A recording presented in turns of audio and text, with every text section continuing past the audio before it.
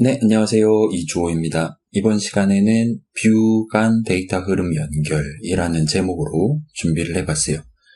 바로 시작해봅시다.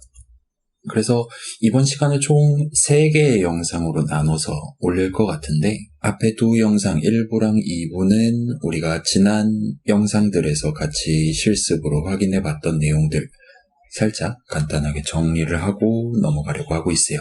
그렇게 한 다음에 마지막 3번째 영상에서는 우리가 이전까지 줄곧 다뤄왔던 프로그래밍 목표들은 언제나 사용자한테 보여주는 화면이 고정되어 있는, 비록 스크롤 같은 기능이 있기는 했지만 기본적으로 각 주요 뷰들의 위치가 고정되어 있고 또 대부분 항상 보이는, 이번 최종 목표부터는 이제 앱이 실행되는 매 순간마다 완전히 서로 다른 화면, 서로 다른 뷰들을 보여줄 수 있는 그런 느낌으로 한번 구성을 해보려고 해요. 그래서 최종 목표를 그렇게 잡아놨고, 우리가 이번 세트에서 주로 다룬 건 이제 레이아웃이잖아요. 그 레이아웃을 사용해도 방금 말씀드렸던 그런 목표를 무난하게 달성을 할 수가 있어요. 그 다음에 다음 세트에서는 이제 본격적으로 한 단계 더 나아가서 또 다른 액티비티를 만들어서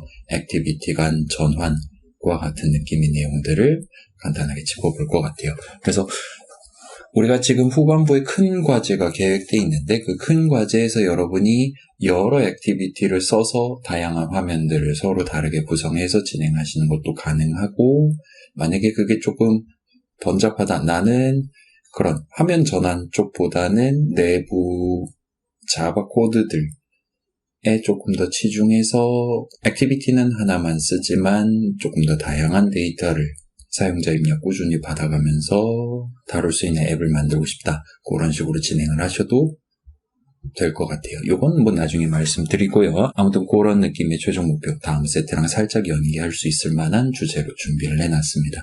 그래서 이번 시간 이렇게 3가지 영상으로 준비가 되어 있고, 바로 1부로 시작해 보도록 하죠. 자, 오늘 1부는 간략한 정리, 우리 레이아웃 친구들 살펴봤잖아요. 그 3가지 친구들을 살짝 정리하고 빠르게 끝내보도록 할게요.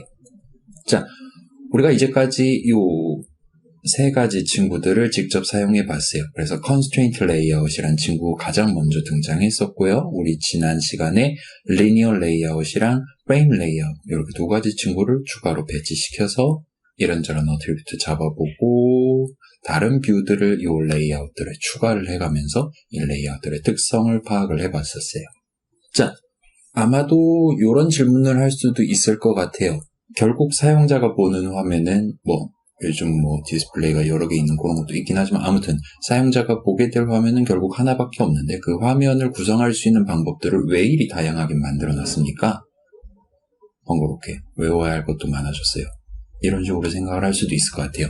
자, 그쪽과 관련한 이유는 이 정도로 우리가 표현을 할 수 있을 것 같아요. 첫 번째는 우리 바이어스 얘기 살짝 하면서 간단하게만 언급을 했었던 게 있는데, 안드로이드 기기마다 화면의 크기, 소위 말하는 해상도, 그리고 가로, 세로, 비율 같은 게 서로 다를 수 있기 때문에, 요즘은 사실 실제 기기의 해상도에 플러스해서 확대해서 볼 수 있는 그런 소프트웨어적인 설정들도 많이 마련을 해두잖아요. 아무튼 그래서 기기마다 한 화면이라는 걸 다루는 방식이 서로 다를 수 있기 때문에 그런 쪽에 조금 더 능동적으로 대처를 해야 되는 앱이라면 이 3가지 레이아웃 중에 예를 들면 constraint 레이아웃을 골라라, 그 정도까지 할 필요는 없다면 그냥 frame 레이아웃 써도 좋을 것 같다, 이런 느낌으로 우리한테 선택지를 제공한다고 말할 수도 있을 것 같아요.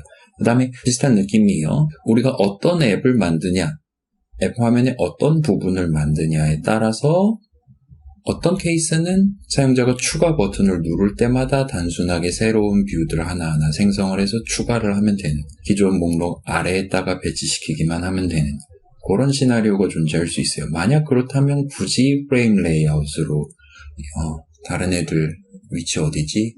그럼 얘 마진 이렇게 잡으면 되겠구만 하고 수동으로 계산을 하거나, constraint 레이아웃에서 맨 밑에 있는 친구가 누구지? 걔 아래 기준으로 이 새로운 뷰를 배치시켜야겠구만 하고 연결하는 자바 코드를 작성하거나 하기보다는 그냥 간단하게 리니어 레이아웃, 예를 들면 세로 버전 배치시켜놓고 간단하게 추가만 하면 맨 아래 딱 보일 수 있도록 그렇게 구성하는 게 훨씬 더 간단할 거예요. 그렇지 않은 시나리오에서는 리니어 레이아웃 대신에 다른 두 레이아웃이 프로그래머인 우리가 다루기에 훨씬 더 편하게 되겠죠.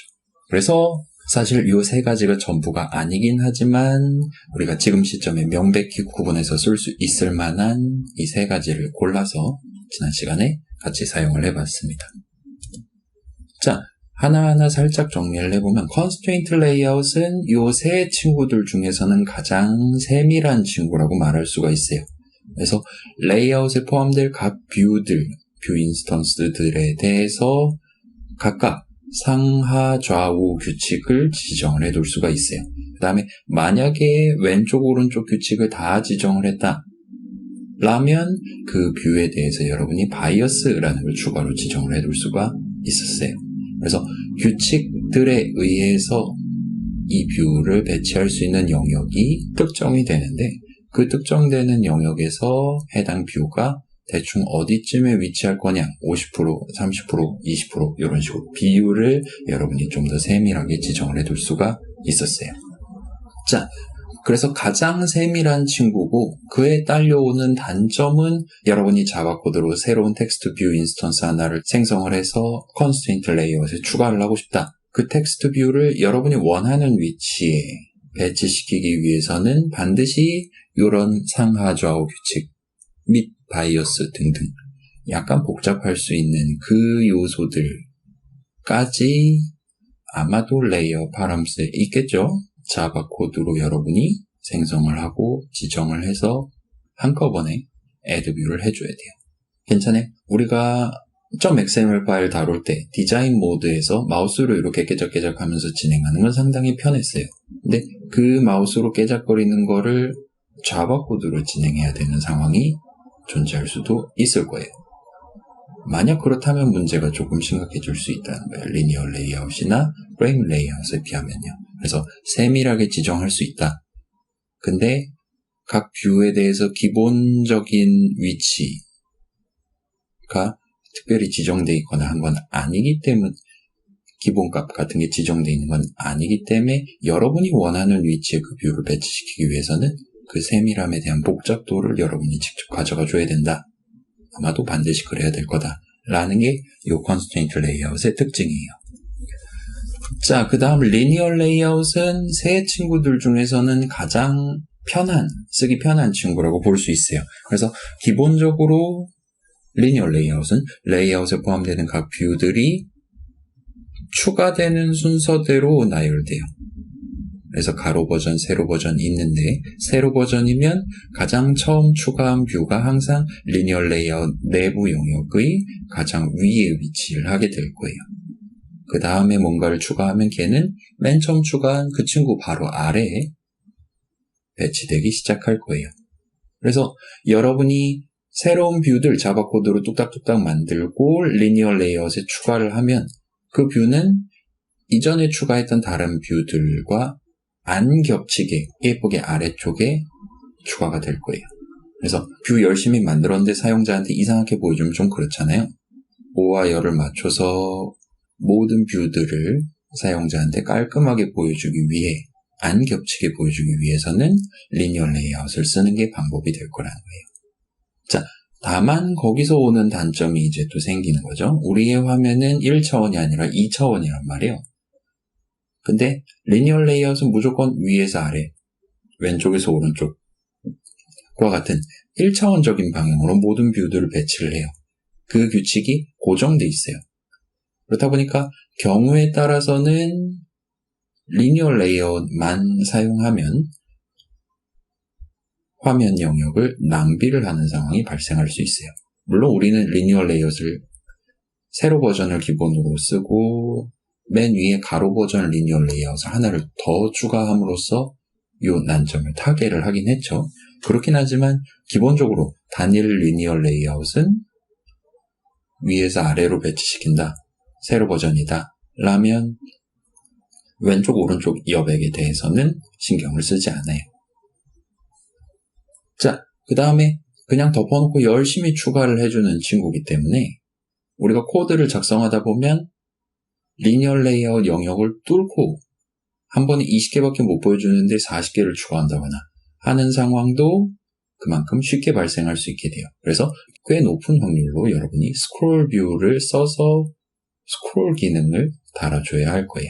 자, 사실 스크롤 뷰라는 친구도 레이아웃의 일종이긴 해요. 좀 더 정밀하게는 프레임 레이아웃의 일종이긴 해요. 근데 뭐 지금은 그냥 대부분 상황에서 스크롤 뷰는 리니어 레이아웃에 덮어 씌워서 쓰는 별도의 뷰다. 추가 기능을 제공하기 위한 뷰다 정도까지만 생각하고 가셔도 좋을 것 같아요. 그렇다 보니까 우리 실습에서 스크롤 뷰 하나 추가했더니 안에 그냥 리니어 레이아웃 하나가 동봉되어 있는 상태로 추가가 됐었죠. 대부분의 시나리오에서는 이 스크롤 뷰는 리니어 레이아웃 친구랑 같이 쓰이게 될 거예요. 그리고 아마도 매우 높은 확률로 새로 버전 리니어 레이아웃이랑 쓰게 되겠죠. 우린 지금 스마트폰에 들어가는 앱을 만들고 있으니까요. 네, 좋습니다. 자, 그 다음 마지막 프레임 레이아웃은 이 세 친구들 중에서는 가장 간단한 친구라고 볼 수 있어요. 그래서 레이아웃에 포함되는 각 뷰들에 대한 추가적인 규칙 같은 거를 지정을 해둘 수가 없어요. 그래서 좀 이따 설명할 마진을 각각의 뷰에 잡아줌으로써 여러분은 프레임 레이아웃에 포함되는 각 뷰들의 위치를 지정을 하게 돼요. 자, 그렇다 보니까 여러분이 이 뷰는 위에서부터 50만큼 떨어진 위치에 배치시키고 싶어 라는 매우 스페시픽한 시나리오를 들고 있다면 프레임 레이아웃을 쓰면 그 목표를 매우 간단하게 다른 뷰들과의 간섭 등등을 전혀 고려하지 않고 진행을 하실 수가 있어요.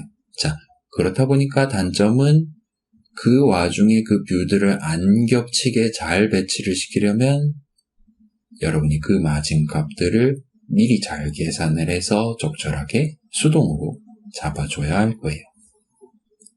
자, 그래서 요 세 가지 레이아웃의 어떤 느낌, 배치에 대한 관념을 그림으로 구분을 해볼게요. 자, 지금 보시는 오른쪽 스크린샷처럼 화면을 구성할 때를 생각을 해봅시다. 버튼 하나, 둘, 세 개가 있고 이런 느낌으로 서로 간의 간격, 각자의 위치를 잡아서 배치를 하려고 해요. 자, 일단 이 버튼 3개를 하나의 컨스트레인트 레이아웃에 포함시켜서 배치시킬 수도 있고 리니어 레이아웃, 프레임 레이아웃에 대해서도 물론 구성을 할 수가 있겠죠.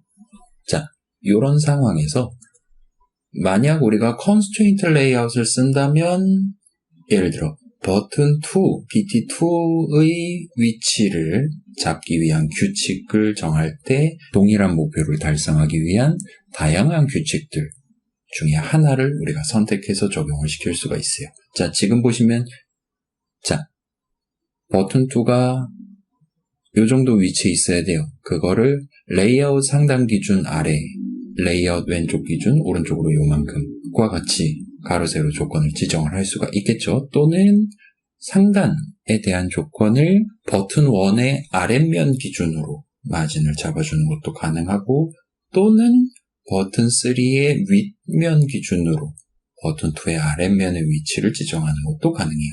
괜찮아요? 여러분 이렇게 버튼 3개 디자인 화면에서 추가시켜 놓고 그 3개의 버튼이 BT1, BT2, BT3 순서대로 .xml 파일에 적혀 있다고 칩시다. 그 상황에서 컨스트레인트 레이아웃을 쓴다면 버튼 2의 세로 위치를 지정할 때 다른 버튼이랑 전혀 관련 없이 컨스트레인트 레이아웃의 윗면 기준으로 할 수도 있고 아니면 먼저 추가된 버튼 1 기준으로 할 수도 있고 아니면 나중에 추가된 버튼 3의 윗면 기준으로 지정할 수도 있어요. 이렇게 세밀하게 지정할 수 있는 게 컨스트레인트 레이아웃이에요. 물론 여기 있는 예시가 전부가 아니라 버튼 1의 상단 기준, 버튼 3의 하단 기준 또는 화면 아래 기준과 같은 또 다른 선택지들도 얼마든지 존재하게 될 거예요. 자, 반면 리니어 레이아웃 같은 경우는 .xml 파일에 적어놓은 순서대로 레이아웃에 추가되는 순서대로 각 버튼에 대한 기준 위치가 결정되게 돼요. 그 기준 위치 범위 안에서 여러분이 제한적인 규칙들을 지정할 수 있어요. 마진이요. 그래서 컨스트레인트 레이아웃에서 할 수 있었던 여러 옵션들 중에 단 하나만 리니어 레이아웃에선 쓸 수가 있어요. 어떻게? 먼저 추가된 버튼 1의 아랫면 기준으로 버튼 2의 윗면이 얼마만큼 떨어져 있게 만들 거냐를 지정하는 것만 가능해요. 생각해보면 그렇죠? 그런 것 같아요. 자, 그 다음 프레임 레이아웃을 쓸 때는 BT2가 몇 번째로 추가됐냐? 랑은 관계가 없어요. 컨스트레인트 레이아웃처럼. 근데 컨스트레인트 레이아웃이랑 다르게 같이 추가되어 있는 다른 버튼들 사이에 관계를 써서 버튼 2의 위치를 지정하는 게 불가능해요. 그래서 버튼 2의 위치를 지정할 때는 무조건 레이아웃의 상단 기준, 얼마만큼 떨어진 위치와 같은 느낌으로만 지정할 수 있어요. 컨스트레인트 레이아웃에서 할 수 있었던 모든 것들 중에 한 가지 방법만 가능하다라고 말할 수가 있겠죠. 그래서 이렇게 그림으로 살짝 새 레이아웃에 대해서 정리를 해봤고, 이렇게 해서 한 번 더 생각을 해보면 뭔가 느낌이 좀 올 거예요. 레이아웃이랑 뷰 사이의 포함 관계는 .xml 파일로도 얼마든지 표현할 수 있을 만큼 고정적이라고 말할 수가 있어요. 이게 얼마나 고정적이냐면 우리 안드로이드 환경에서는 여러분이 버튼 인스턴스 하나를 만들고 걔를 서로 다른 두 레이아웃의 add 뷰에서 추가를 할 수도 있겠죠. 우리가 직접 시도를 하진 않았지만, 근데 여러분이 그런 식으로 자바 코드를 짜두면 어떻게 귀신같이 알아채고 unfortunately 하면서 우리의 앱을 강제로 종료시켜버려요. 그래서 어떤 뷰가 만약에 레이아웃에 포함된다면 반드시 여러 레이아웃들 중에 단 하나의 레이아웃에만 포함되도록 구성이 돼요. 쉽게 말하면 페어런트가 하나밖에 존재하지 않는다라는 규칙이 이 레이아웃과 뷰 사이의 관계에 적용돼 있어요. 그렇다 보니까 요들 사이의 관계는 여러분 자료구조론 시간에 아마도 들어봤을 트리 구조를 띈다고 우리가 말할 수가 있어요. 우리 디자인 창에서 늘 봤던 컴포넌트 트리라는 친구 있었잖아요. 맨 위에 컨스트레인트 레이아웃 있었고요. 아래 보면 뭐 리니어 레이아웃, 스크롤 뷰 같은 거 있었고요. 걔 안에 뭐 있고 걔 안에 뭐 있고 이런 식으로 파고 들어가는 느낌이었잖아요. 그래서 하나의 버튼이 둘 이상의 레이아웃에 포함될 수가 없도록 소프트웨어적으로 막아놨기 때문에 컴포넌트 트리와 같은 느낌으로 디자인 창에서 우리한테 말할 수가 있었고, 그와 동시에 화면을 구성하는 각 뷰의 정확한 위치 등등을 .xml 파일로 표현할 수 있게 됐다라고 한 번 더 정리를 해볼 수 있을 것 같아요. 자, 이 부분이 사실 중요해요. 컨스트레인트 레이아웃, 리니어 레이아웃, 프레임 레이아웃 정확히 어떻게 동작하냐는 지금 여러분이 살짝 가지고 있는 그 정도 느낌의 감만 가지고도 충분해요. 요 앱의 이 부분은 이런 뷰들을 표현해야 되는구만. 과 같은 상황에서 이 세 가지 레이아웃 중에 어떤 거를 사용할 것이냐? 크게 고민하지 않아도 여러분 바로 답을 찾으실 수 있을 거예요. 근데 이렇게 한 번 더 정리한 건 트리 구조가 우리의 화면에 명백하게 존재한다라는 걸 한 번 더 짚어보는 게 목표였어요. 여기까지 하면 1부가 끝나요. 세 가지 레이아웃 비교하고 트리 구조라는 얘기를 살짝 꺼낸 것까지가 1부 내용이었어요. 자, 그러면 뭔가 조금 빨리 끝나긴 했지만 잠깐 쉬었다가 2부 내용으로 넘어가 보도록 할게요. 다음 영상에서 뵙도록 하죠.